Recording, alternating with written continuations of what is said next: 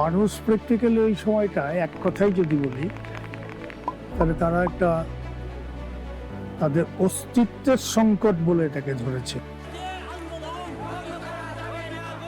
Open পিট পদ্ধতি যে অযৌক্তিক সেটা ফুলবাড়ির সংগ্রামী প্রমাণ করেছে।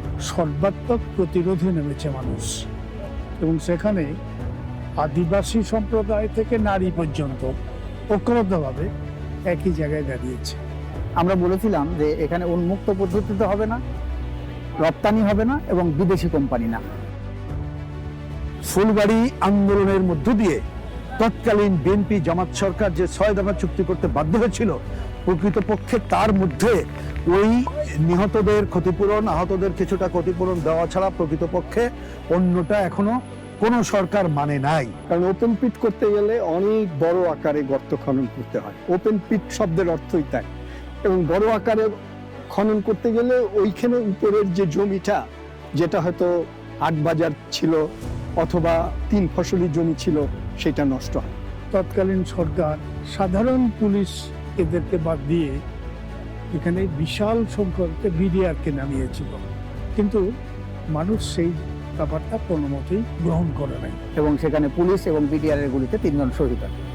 আমরা সেই অভ্যুত্থানের পরে 30শে আগস্ট তৎকালীন 4 দলীয় জোট সরকার তেল গ্যাস খনিজ সম্পদ বিদ্যুৎ বন্দর রক্ষা জাতীয় কমিটির আহ্বানে ডাকে, তাদের নেতৃত্বে এবং ফুলবাড়ি সহ সারা দেশের জনগণের সমর্থনে এবং অংশগ্রহণে যে অভ্যুত্থান, এর মধ্যে অন্যতম ছিল এশিয়া এনার্জিকে বাংলাদেশ থেকে বহিষ্কার করা।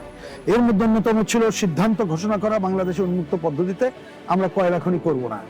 এর মধ্যে ছিল জাতীয় সম্পদ রক্ষায় আমরা যথাযথ ভূমিকা পালন করব। এই কাজগুলো হয়নি। ওপেন পিট পদ্ধতি বিশেষ করে বাংলাদেশের মতো সুজলা সুফলা শস্য শ্যামলা দেশে এটা বাস্তবে কার্যকরী করতে পারবে না। নারীদের এই একটানা পর 3 দিন তারা যে প্রতিরোধটা গড়ে তুলেছে, সেই প্রতিরোধের সামনে শেষ পর্যন্ত সরকার নতি স্বীকার করেছে। যে সরকারগুলো তারা বিদেশি কোম্পানি, সেই কোম্পানির যে স্বার্থ, সেই স্বার্থ রক্ষা করে। এখানকার যে কমিশন ভোগী তারা এবং কয়লা সিন্ডিকেট, তাদের স্বার্থেই আজকে আবার নতুন করে এখানে এই বিএনপি সরকারের যে অর্থমন্ত্রী আমির খসরু মাহমুদ চৌধুরী, তিনি আবার বলেছেন যে নতুন করে ওপেন পিট মাইনিং এর মাধ্যমে ফুলবাড়ি থেকে কয়লা উত্তোলন করা হবে। আমাদের বিকল্প প্রযুক্তি আছে। কয়লার উপরেই একমাত্র নির্ভর করতে হবে তা নয়, আমরা সোলারের উপর নির্ভর করতে পারি। আমাদের যে দেশে যে গ্যাস আছে, বঙ্গোপসাগরে যে গ্যাস আছে, সেগুলো আমরা এক্সপ্লোর করতে পারি।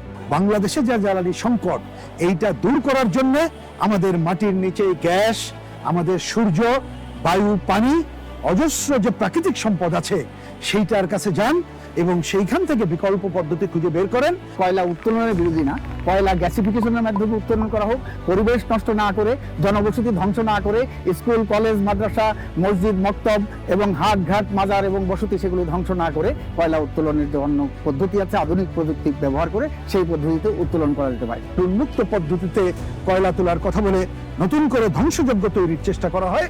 আমি আহ্বান জানাই, আসুন সারা দেশের মানুষ, সচেতন মানুষ, 2006 সালে যেমন ফুলবাড়ির মানুষের সাথে আমরা ঐক্যবদ্ধ হয়ে রুখে দাঁড়িয়েছিলাম, আবার আমরা রুখে দাঁড়াই। আগামী দিনেও যে কোনো ষড়যন্ত্র এবং চক্রান্ত সেগুলো মোকাবেলা করে বাংলাদেশের জাতীয় সম্পদ, প্রাকৃতিক সম্পদ, খনিজ সম্পদ সেগুলো রক্ষা করবে এবং জনগণের শতভাগ যে মালিকানা, সেই মালিকানা এই খনিজ সম্পদ, প্রাকৃতিক সম্পদের উপর প্রতিষ্ঠিত করবে।